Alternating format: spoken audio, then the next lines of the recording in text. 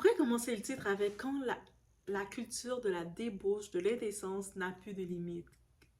On va penser que ça fait plaisir aux gens de voir les gens dans la débauche, mais pas nécessairement. Surtout quand c'était pas dans ton contrat. Tu n'avais pas signé pour ça. Tu deviens professionnel, tu as une certaine image, une image professionnelle à faire, tu fais des contrats. Et là, on veut t'imposer l'indécence. Et c'est ça qui arrive. On a ici le photographe Garcia qui poursuit la rappeuse américaine Megan Thee Stallion pour indécence. Parce que lui, non, il est caméraman, il n'est pas photographe. Donc, il a des contrats de caméra, de filmer, sûrement des scènes qu'il faisait. Et elle a décidé d'aller dans l'indécence. Et lui, il dit, je ne me suis pas sentie respectée dans mon travail. Tu sais, on m'a forcé à faire des choses que je ne voulais pas et je veux un dédommagement. Et vous savez quoi? Il a complètement raison de demander un dédommagement parce que le monde doit apprendre à respecter le travail des gens, l'image des gens. Donc, c'est pas parce que tu décides d'avoir une vie indécente, d'avoir une vie dans l'outrance, que tu dois l'imposer à tout le monde, n'importe quand, n'importe comment. On est chez la DOA, It's About Everything. On va regarder qu'est-ce qui se passe concernant cette fameuse poursuite, cette fameuse plainte de notre amie, notre Megan Thee Stallion.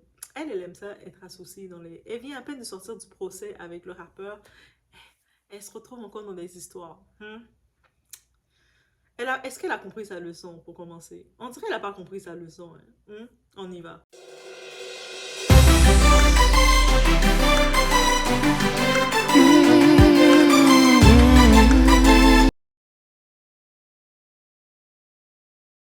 Donc, tout ça avait lieu à partir de 2022, 2023, je pense.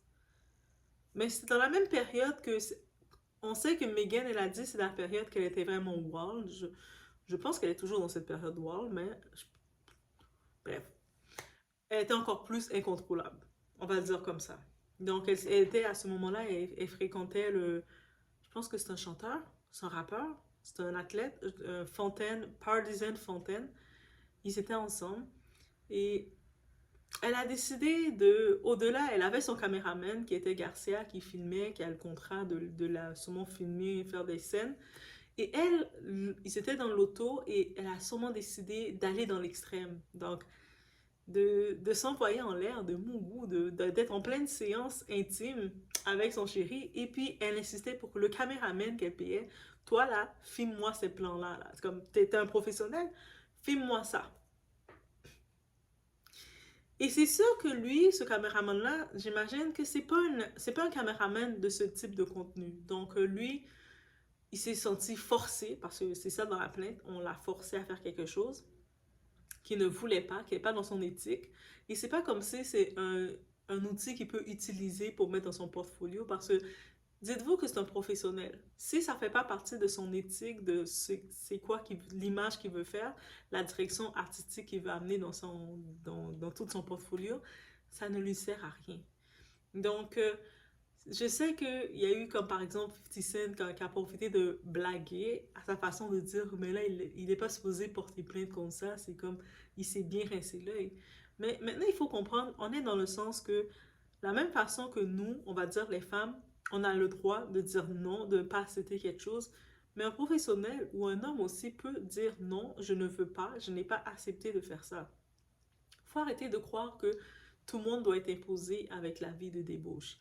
Non, c'était pas dans le contrat, je veux pas faire ça. Et puis là, je me suis sentie, on l'a oppressé, on l'a forcé à faire quelque chose qu'il voulait pas. Il reste avec un sentiment de...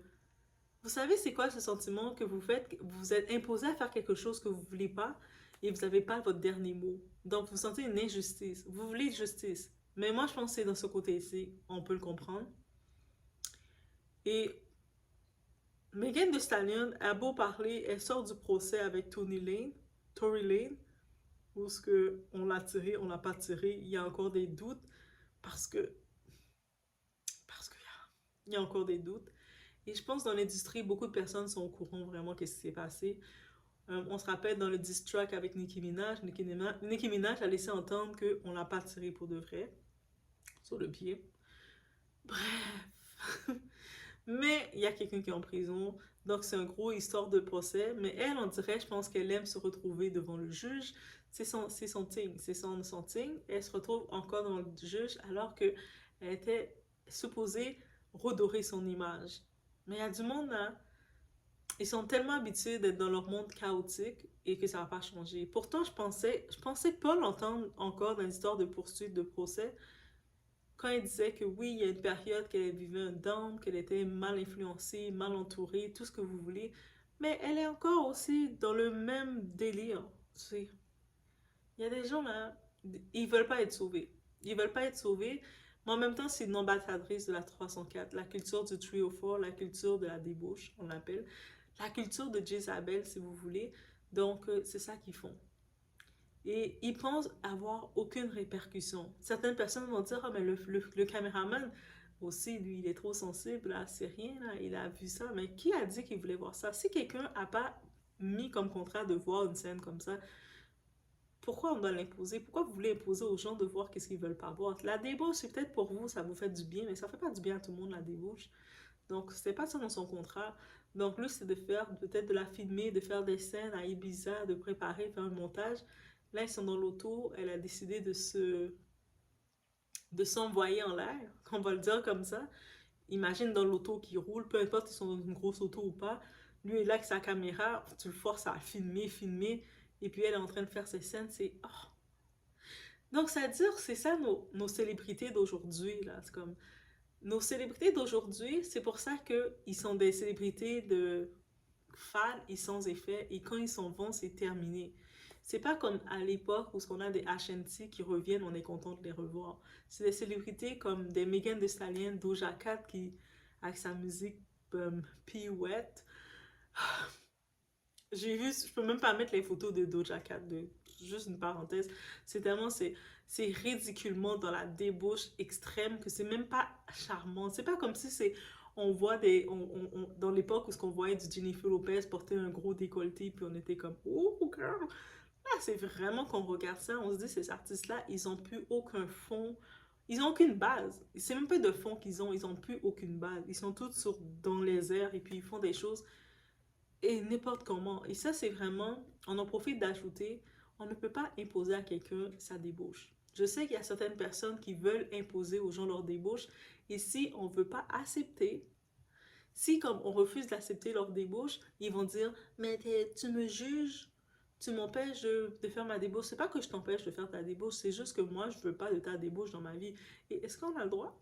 Donc, c'est rendu qu'on doit accepter, tolérer, taper des mains pour la débauche des gens. Et si on a on ose dire que non, j'aime pas ça, mais c'est que tu juges ou c'est que tu quoi que ce soit, ou que tu es hater, ou que tu es jalouse, ou que tu es envieuse. Non, mais pas du tout. L'intimité, on sait que c'est deux personnes qui sont ensemble, qui se retrouvent, on peut imaginer qu'est-ce qu'ils font. Mais est-ce que ça veut dire que vous devez l'imposer à quelqu'un d'autre? Surtout, si t'es pas dans le contrat du caméraman. C'est ça qu'il faut comprendre. Quand elle a fait affaire avec ce caméraman-là, il n'avait pas dans son contrat de la filmer en train de s'envoyer en l'air dans une auto. Non, si elle savait qu'elle voulait faire un caméraman pour la filmer dans tous les extrêmes, ça se dit dans son contrat. Quand elle a quand même, Megan Thee Stallion, c'est une rappeuse qui est signée dans le label de Jay-Z, donc elle a de l'argent dans la promotion de Jay-Z, Teda, là, le marque de choses. Donc, elle a assez d'argent pour pouvoir dire que moi, je vais prendre je vais faire une sorte de réalité all-core, réalité intense de débauche. Donc, et elle va prendre elle a la possibilité de prendre un caméraman qui est dans le domaine, qui va pouvoir prendre toutes les angles pour elle et faire des beaux montages pour elle.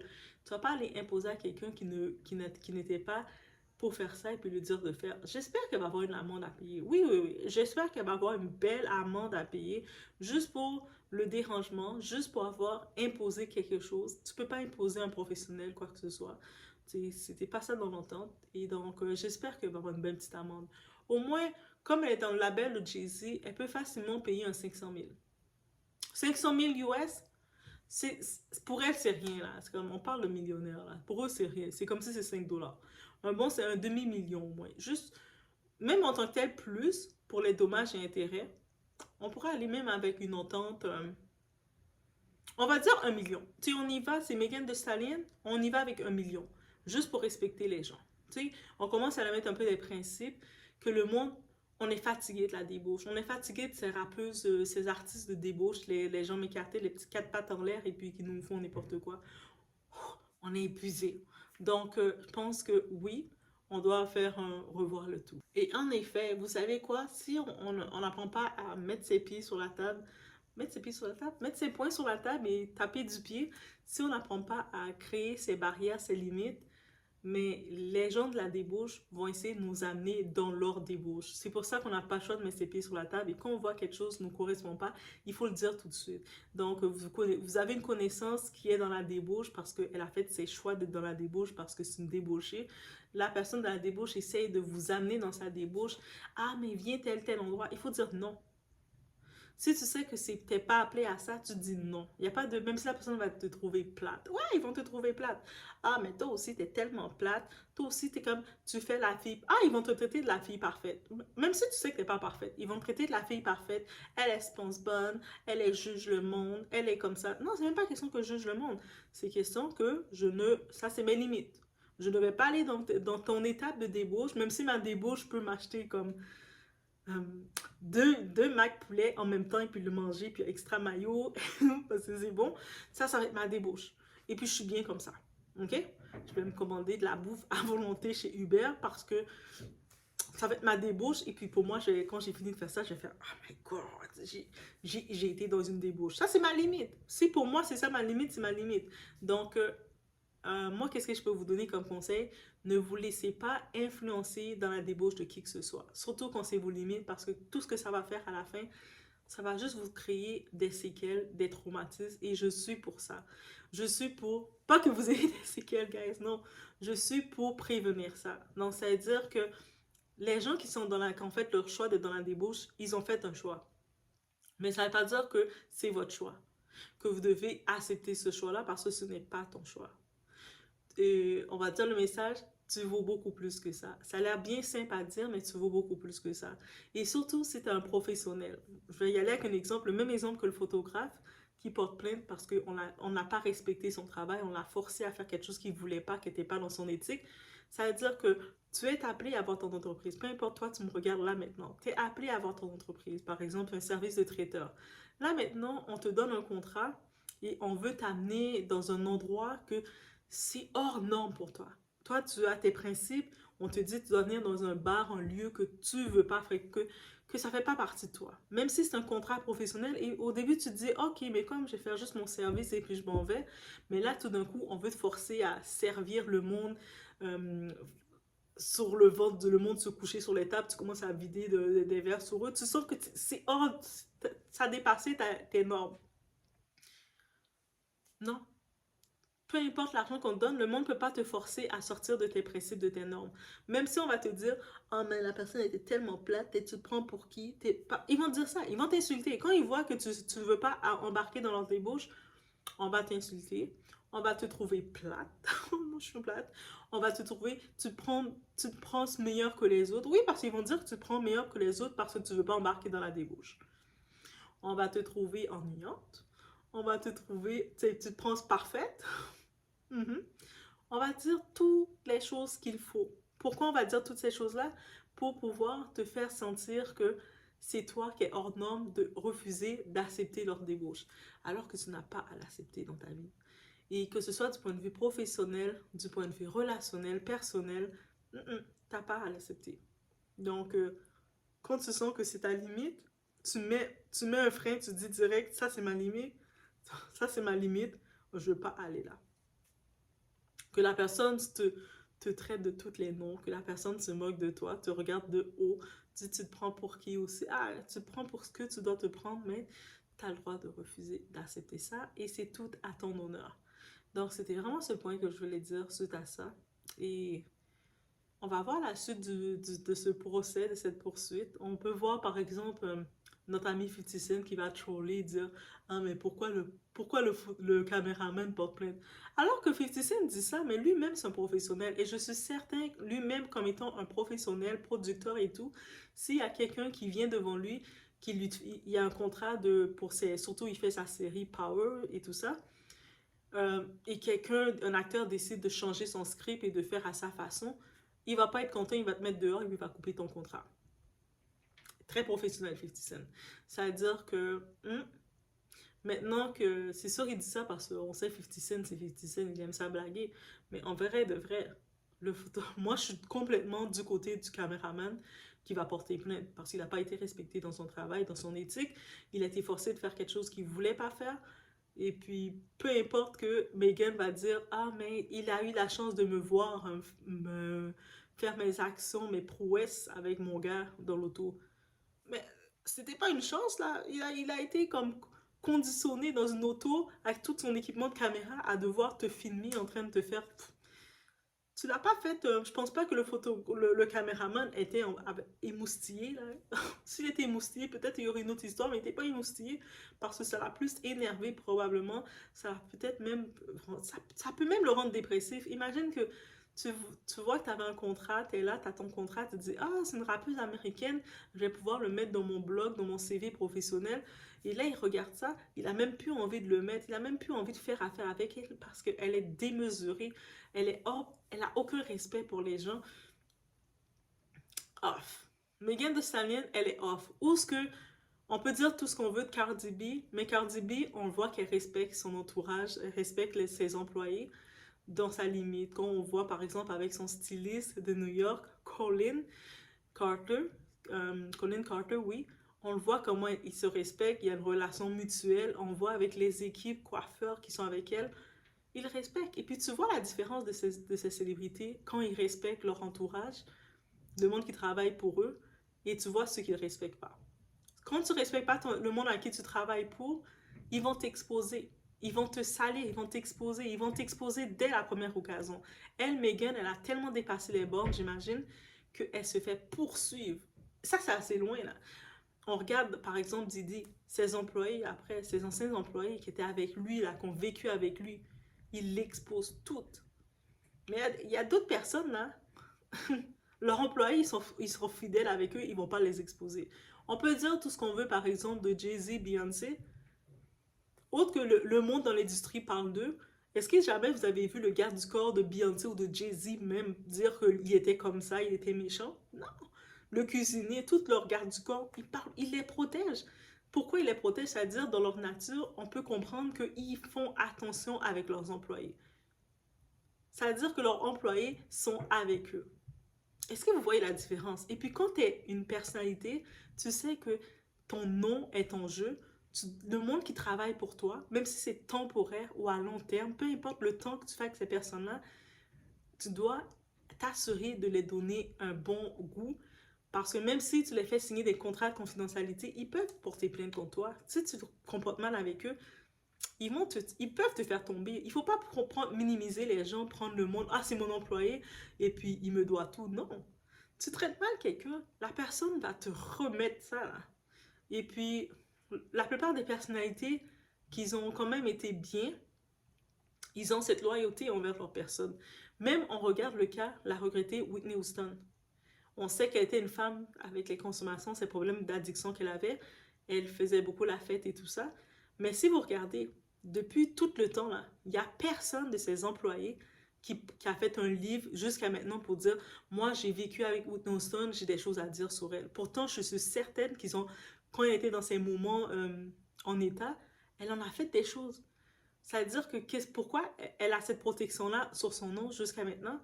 Parce qu'on peut comprendre qu'elle n'a pas maltraité ses employés jusqu'à maintenant. Est-ce que vous voyez la différence? C'est-à-dire que ça, c'est une leçon à tenir. Vous êtes appelé à avoir des employés avec vous. Faites attention comment vous les traitez. Respectez-les.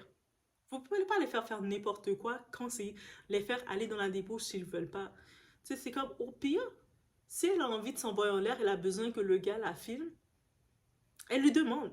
Est-ce que tu es confortable pour faire une scène? Je voudrais faire une scène avec mon gars dans l'auto et puis je vais donner un surplus ou quoi que ce soit. Est-ce que tu es confortable de le faire?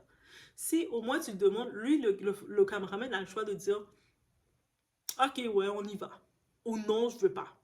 Et puis s'il dit non, tu as la possibilité, elle a des assistantes, d'appeler de dire à son assistante, cherche pas un caméraman qui va me faire des scènes extra parce que j'aimerais ça faire des scènes spicy.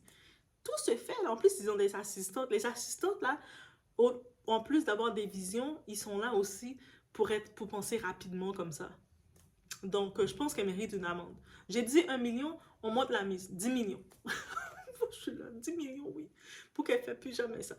Donc, laissez-moi savoir ce qu'ils en pensent. Est-ce que vous êtes d'accord avec le caméraman qui porte plainte parce qu'il a été comme brimé dans son éthique, ou vous êtes du côté de Megan qu'elle a le droit de faire ce qu'elle veut et traiter le monde comme elle veut? Guys, je vous laisse sur ce, dans cette réflexion. Et on se voit aux prochaines vidéos, guys. Ok? C'est ça. On le voit dans la prochaine vidéo. Je vous vois dans les prochaines vidéos. Je pense que je pose beaucoup, ouais. Mais ça va pas toujours être là comme ça. Là, maintenant, je suis là, je pose beaucoup de vidéos, mais rester dans le rythme de m'aimer parce que peut-être des fois, ça va juste un moment ralentir, mais je vais toujours essayer d'être actif. Peut-être un moment, ça va être beaucoup moins. So, continuez de me donner de l'amour, des petits cœurs mauves, dire de wow, on t'aime, là. Tu sais, ça fait du bien, là. Des petits de wow, on t'aime. Puis je vous amène des nouvelles là du côté francophone et puis j'espère que ça va aussi réveiller d'autres personnes du côté francophone à aussi lancer leur chaîne comme hey, si t'es là pendant que tu me regardes, tu veux lancer ta chaîne mais tu as des idées, t'as de quoi, je suis sûre t'as de quoi et t'es comme mais je sais pas comment me lancer, tu peux m'écrire. Tu peux même m'écrire en email, tu peux même me contacter sur IG, sur Instagram. J'ai mis dans la description mes infos. Tu peux m'écrire et puis me dire de ouais, j'aimerais me lancer. Et puis tire, tu peux m'écrire. Parce que des fois, je sais que quand on veut se lancer dans quelque chose qu'on n'a pas l'habitude de faire, et si on n'a pas eu un cercle, un entourage qui nous encourage à faire quelque chose, c'est difficile de se lancer. Parce qu'on va peut-être nos proches vont dire ah, mais là, tu peux pas faire ça, là. Et puis tu vas pas le faire. Donc, des fois, tu as besoin de quelqu'un qui te booste tellement, qui fait un petit peu le rôle d'assistante. Let's go, on commence comment? C'est quoi ton plan? Des fois, tu as juste besoin de ça. Et puis, ça me dérangerait pas. Ça me dérangerait pas de le faire parce que je sais c'est quoi que d'avoir un petit peu de love, un petit peu de chaleur. Donc, on y va comme ça, je vous laisse. Demain, c'est le 25 avril, guys! Donc, je vous laisse sur ce. On se voit au prochain vidéo.